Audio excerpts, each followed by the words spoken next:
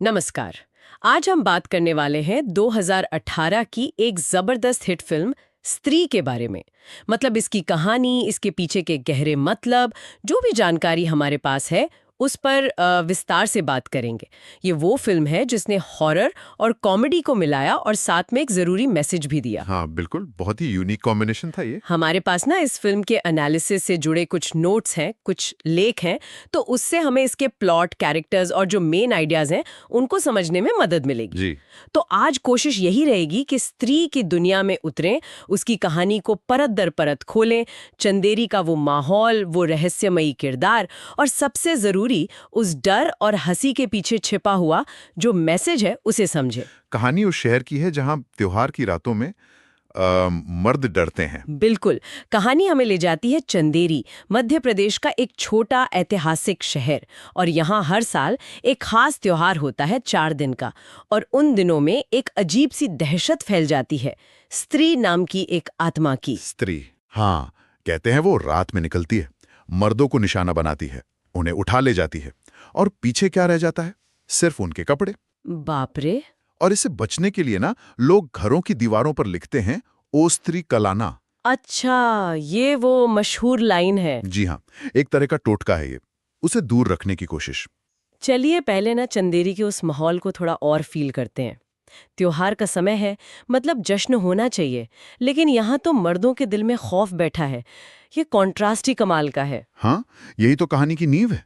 Film की शुरुआत ही एक ऐसी घटना से होती है जो इस डर को एकदम साफ कर देती है।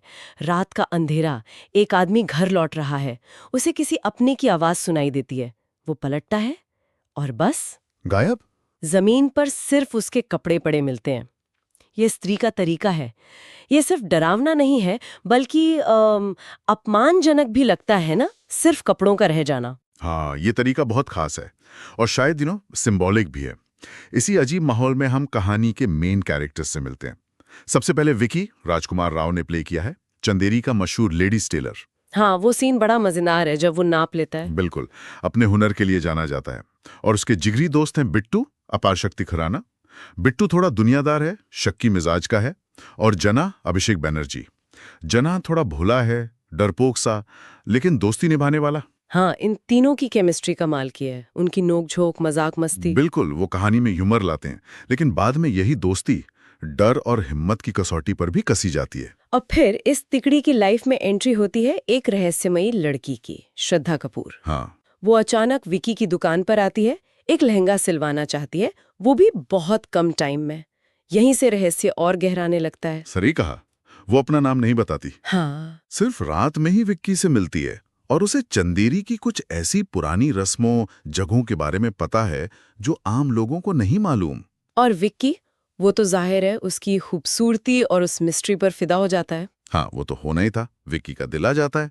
लेकिन बिट्टू, बिट्टू जो हमेशा जमीन पर पैर रखकर सोचता है, उसे ये सब बहुत अजीब लगता है। उसे शक होता है। हाँ, उसे शक होता है, ये लड़की अचानक क्यों आई, अपनी पहचान क्यों छिपा रही है, कहीं इसका स्त्री की घटनाओं से कोई लेना देना तो नहीं। यही दोस्तों के बीच वो टेंशन शुरू होती है।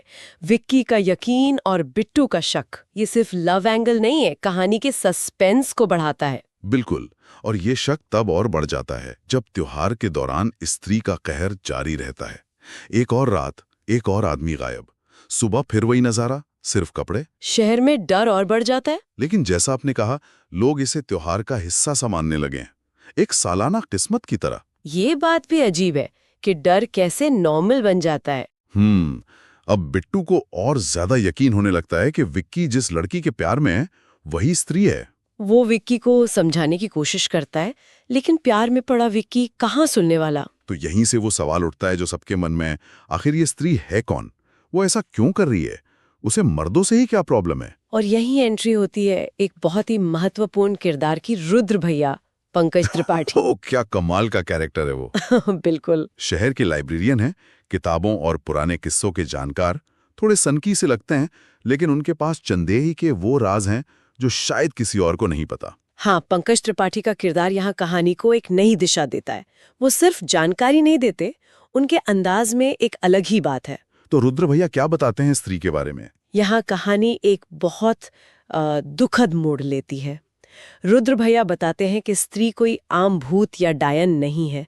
सदियों पहले वो चंदेरी की एक बेहद खूबसूरत और गुणी वेश्या थी। अच्छा, वेश्या। हाँ, शहर के लगभग सभी मर्द उसके हुस्न के कायल थे, उस पर मरते थे, लेकिन उसे कभी वो सम्मान नहीं दिया जो एक इंसान को, एक औरत को मिलना चाहिए। उसे बस एक वस्तु समझा गया। कहानी के मुताबिक उसे एक आदमी से सच्चा प्यार हुआ। उसने शादी का वादा भी किया, लेकिन शादी की रात उसे और उसके प्रेमी दोनों को धोखा दिया गया, बुरी तरह जलील किया गया और फिर बेरहमी से मार डाला गया। ओह, तो ये बदला है, लेकिन सिर्फ बदला नहीं, ये अपमान का, अनादर का बदला है।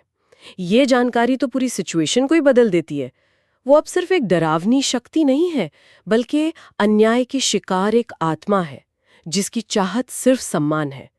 ये समझना कहानी को गहराई देता है। बिल्कुल, ये सिर्फ मर्दों से नफरत नहीं है, ये उस इज्जत की तलाश है जो उसे जीते जी कभी नहीं मिली। रुद्र भैया की ये कहानी विक्की और उसके दोस्तों को भी सोचने पर मजबूर करती है। लेकिन कहानी यहां नहीं रुकती। डर का अगला लेवल तब आता है जब स्त्री जना को ही उठा ले जाती है। वो सीन को वाकई रोंगटे खड़े कर देता है। जब अपने ही दोस्त पर बात आती है ना, तो डर बहुत रियल लगता है। सब मान लेते हैं कि जना भी गया, लेकिन फिर वो वापस आ जाता है, पर वो पहले जैसा नहीं होता। सही कहा, ऐसा लगता है जैसे उस पर स्त्री का साया है। जना अजीब हरकतें करने लगता है, वो औरतों की तरह बर्ताव करता है, उसकी आवाज बदल जाती है, और सबसे जरूरी, वो अनजाने में स्त्री के दर्द, उसके गुस्से और उसकी अधूरी इच्छाओं को जाहिर करने लगता है। अच्छा, कैसे? वो उन लोगों पर हमला करने की कोशिश करता है जो शायद स्त्री के अपमान में शामिल रहे होंगे या वैसा ही बर्ताव करते हैं। ये घटना बहुत जरूरी है, क्योंकि ये विक्की और बिट्टू को सीधे तौर पर स्त्री के दर्द का एहसास कराती है। उन्हें समझ आता है कि वो सिर्फ मारना नहीं चाहती, वो कुछ कहना चाहती है, अपना दर्द बताना चाहती है। और शायद यहीं से उन्हें उसे रोकने का असली तरीका भी समझ आने लगता है। जना के जरिए मिले ये इशारे क्या बताते हैं उन्हें? जना की हालत देखकर और रवैये की बातों को जोड़कर उन्हें ये साफ हो जाता है कि स्त्री को सिर्फ सम्मान चाहिए, उसे खत्म करने या भगाने से बात नहीं बनेगी। उसे वो इज्जत देनी होगी जो समाज ने उससे छीन ली थी। तो आप क्या करें? रुद्र भैया फिर मदद करते हैं। वो एक पुरानी धूल भरी किताब निकालते हैं। उसमें स्त्री की पूरी कहानी और उसे शांत करने का उपाय लिखा होता है। उपाय होता है दीवारों पर लिखे उस वाक्य को बदलना। ओ स्त्री कलाना की जगह कुछ और लिखना। क्या लिखना होता है? उन्हें लिखना होता है ओ स्त्री रक्षा करना। ओ स्त्री रक्षा करना। हाँ। और ये सिर्फ शब्दों का हेर फेर नहीं है। अगर हम इसे थोड़ा सोचें तो ये सोच में एक बड़े बदलाव का प्रतीक है। कल आना कहना मतलब उसे टालना, अनदेखा करना, एक अनचाहा मेहमान समझना। लेकिन रक्षा करना कहना मतलब उसे शक्ति मानना, उसे सम्मान देना, उसे अपने समुदाय का हिस्सा बनाना। ये डर की जगह सम्मान को चुनना है। ये उस अपमान का जवाब है। ये तो बहुत गहरा विचार है, डर को सम्मान से जीतने की कोशिश। और फिर आता है फिल्म का क्लाइमैक्स, त्योहार की आखिरी रात, जब स्त्री का प्रकोप शायद सबसे ज्यादा होता है। बिल्कुल। विकी, बिट्टू और रुद्र भैया जना को बचाने और स्त्री को हमेशा के लिए शांत करने के लिए उस किताब वाली रस्म को पूरा करने की कोशिश करते हैं। हाँ, वो रात बहुत तनाव भरी होती है। स्त्री अपने पूरे डरावने रूप में सामने होती है और दोस्त मिलकर उस रस्म को करने की कोशिश करते हैं जिसमें स्त्री की शक्ति का स्रोत उसकी चोटी का एक हिस्सा काटना होता है और फिर उसे सम्मान देना होता है। लेकिन हालात बिगड़ जाते हैं। रस्म पूरी तरह कामयाब नहीं हो पाती। स्त्री का गुस्सा और बढ़ जाता है। अरे, फिर क्या होता है रस्म नाकाम होने के बाद? यहीं पे विक्की वो करता है जो शायद सबसे जरूरी था। जब रस्म और ताकत काम नहीं आते, तब वो हिम्मत दिखाता है। वो लड़ने या भागने की बजाय हाथ जोड़कर पूरी ईमानदारी और सम्मान के साथ स्त्री के सामने खड़ा होता है। वो उसके दर्द को, उसके साथ हुए अन्याय को मानता है, स्वीकार करता है। वो उससे चंदेरी के मर्दों की तरफ से माफी मांगता है और विनती करता है कि वो उन्हें बख्श दे। वो उसे नाम से पुकारता है, उसे वो पहचान और सम्मान देता है जो उसे कभी नहीं मिला। और इसका असर होता है? हाँ, बिल्कुल। पहली बार स्त्री को डर या नफरत की बजाय सीधा सच्चा सम्मान महसूस होता है। विक्की की आंखों में उसे गुस्सा नहीं, सहानुभूति दिखती है और यही चीज उसके सदियों पुराने दर्द को शांत कर देती है। वो धीरे धीरे शांत होती है और गायब हो जाती है। वाह। ये दिखाता है कि असली ताकत शायद हथियार या रस्मों में नहीं, बल्कि सम्मान और सहानुभूति में है। डर पर सम्मान की जीत होती है। ये तो बहुत ही पावरफुल मूवमेंट है। शहर में शांति लौट आती है। लोग जश्न मनाते हैं कि चलो स्त्री का साया हट गया। विक्की की वो रहस्यमयी दोस्त भी उसे थैंक यू कहकर चली जाती है। लगता है कहानी खत्म, हैप्पी एंडिंग। लेकिन कहानी यहीं खत्म नहीं होती है ना, एक आखिरी ट्विस्ट बाकी है। बिल्कुल, और ये ट्विस्ट कहानी को एक बिल्कुल नया मोड़ दे देता है, जो सोचा नहीं होता।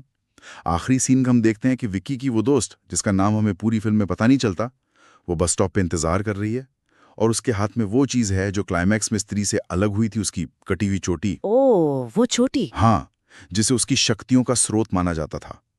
वो उस चोटी को रुद्र भैया की दी हुई किताब के पन्नों में रखती है और फिर बड़े आराम से उसे अपने बालों में मिला लेती है। जैसी वो ऐसा करती है, उसकी आंखों में एक चमक आती है, हवा चलने लगती है, इशारा मिलता है कि स्त्री की शक्तियां अब उसके पास आ गई हैं। क्या मतलब हुआ इस सब का? ये लड़की कौन थी आखिर? क्या वो शुरू से यही चाहती थी? क्या वो कोई और सुपरनैचुरल पावर थी जो स्त्री की शक्ति हासिल करना चाहती थी? या वो शहर की रक्षक बनना चाहती थी? ये एंडिंग तो बहुत सारे सवाल छोड़ जाती है। हाँ, ये अंत जानबूझकर खुला छोड़ा गया है। ये सवाल उठाता है कि उस लड़की का असली मकसद क्या था। क्या वो कोई चुड़ैल थी, जैसा बिट्टू शक कर रहा था, या कोई देवीय शक्ति जो स्त्री को मुक्ति दिलाने आई थी और अब उसकी विरासत संभाल रही है, या कुछ और? ये खुला अंत दर्शकों को सोचने पर मजबूर करता है और सीधे तौर पर फिल्म के सीक्वल स्त्री 2 की जमीन तैयार करता है। हाँ, ये जानने की उत्सुकता रहती है कि वो इस नई शक्ति का क्या करेगी। बिल्कुल। तो कुल मिलाकर ये फिल्म सिर्फ एक हॉरर कॉमेडी से कहीं ज्यादा है। ये मनोरंजन के पर्दे के पीछे बहुत स्मार्टली एक गंभीर मुद्दे को उठाती है। निश्चित रूप से फिल्म का जो सेंट्रल मैसेज है वो बहुत साफ है। महिलाओं का सम्मान करें, उन्हें सिर्फ इस्तेमाल की चीज या डर का कारण न समझें। स्त्री का किरदार, उसका आतंक, असल में समाज में औरतों के प्रति सदियों से चले आ रहे अनादर, अपमान और हिंसा का प्रतीक है। वो जो सम्मान मांग रही है वो हर औरत का हक है। फिल्म हॉरर से डर पैदा करती है, कॉमेडी से उसे हल्का करती है, लेकिन संदेश सीधा और स्पष्ट रहता है। यह बैलेंस ही इसकी खूबी है। तो हमने देखा कि कैसे स्त्री फिल्म ने डर और हंसी के ताने बाने में सम्मान, सहानुभूति और बराबरी जैसे जरूरी विचारों को बुना है। चंदेरी की कहानी, स्त्री की लीजेंड, विक्की और दोस्तों का डर से हिम्मत तक का सफर और रुद्र भैया की समझदारी, ये सब मिलकर दिखाते हैं कि कैसे नफरत और डर को सम्मान और समझ से जीता जा सकता है। और अंत में वो रहस्यमयी लड़की और शक्ति का ट्रांसफर, ये हमें शक्ति के नेचर के बारे में सोचने पर मजबूर करता है। शक्ति अपने आप में अच्छी या बुरी नहीं होती, उसका इस्तेमाल उसे मायने देता है। क्या वो लड़की उस शक्ति का इस्तेमाल बचाव के लिए करेगी, या बदला लेने के लिए, या किसी और मकसद के लिए? ये सवाल शायद शक्ति और जिम्मेदारी के रिश्ते पर भी एक कमेंट है। बिल्कुल, एक ऐसा सवाल जो दर्शकों को फिल्म खत्म होने के बाद भी सोचने पे मजबूर करता है, और शायद जिसका जवाब हमें कहानी के अगले हिस्से में मिलेगा। इसी विचार के साथ हम इस विश्लेषण को यहीं समाप्त करते हैं।